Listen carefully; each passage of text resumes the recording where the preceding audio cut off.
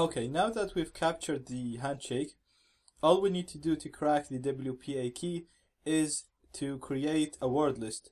A word list is just a list of words that AirCrackNG is going to go through and try each one of these words against the handshake until it successfully determines the WPA key. So the better your word list is, the more your chances are of cracking the WPA key. If the password wasn't there in your word list file, you will not be able to determine the WPA key.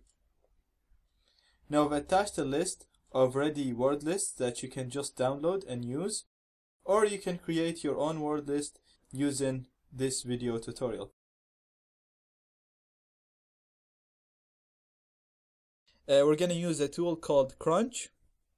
It's basically just a script that you specify the characters that you want in the passwords, and it'll create all possible combinations of these passwords.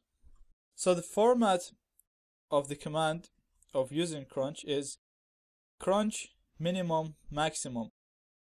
The minimum is the minimum number of characters of the password that you want to create. So you can say I want a minimum of 4, 5, 6, whatever you want.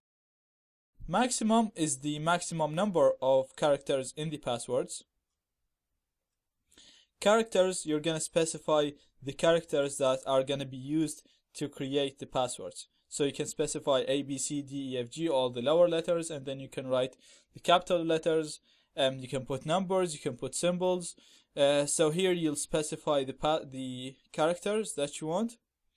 And then T is very useful if you know part of the password. It's a pattern. So for example, if you're trying to guess a password and you've seen someone type in this password, so you know, for example, it starts with an A and ends with a B. So you can use the pattern option and tell Crunch to create passwords that always start with A and end with B, and it'll put all possible combinations of the characters that you put in here. So for example, in this example, we have Crunch.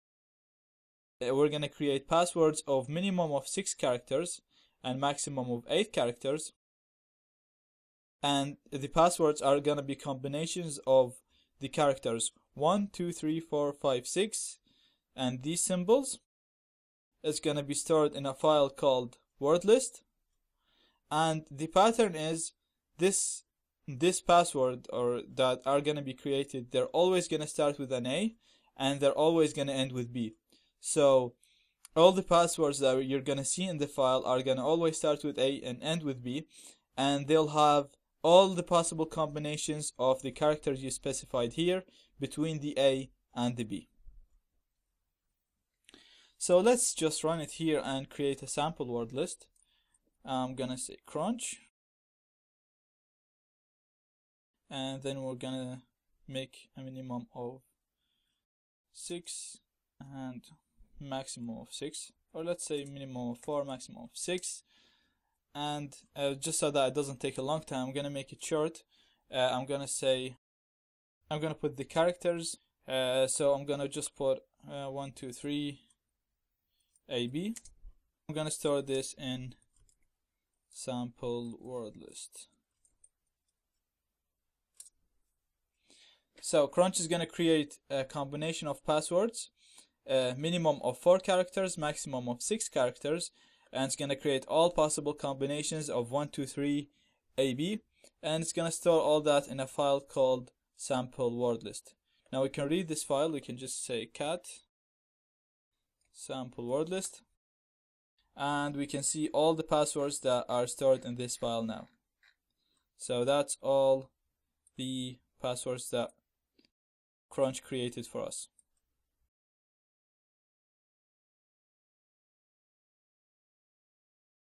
So you can see it was 19,375 combinations possible from only 1, 2, 3 AB. Obviously, the bigger the password that you put, the more characters you put, the more passwords that you can make, and the more space they're gonna take.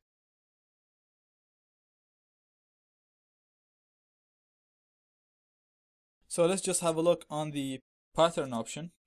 So we'll go crunch, let's say a minimum of 5 and a maximum of 5. So all passwords, I want them to be 5 character long. And then I'll put the characters, which are 1, 2, 3, AB, like before. And then I'm going to add the T option, which is the pattern. And I'm going to say I want a password start with an A and end with a B. And I want all possible combinations of my characters between the A and the B. And then we're going to specify the output file, and let's call it pattern word list. And you can see here it's going to create 125 passwords. And let's have a look on them.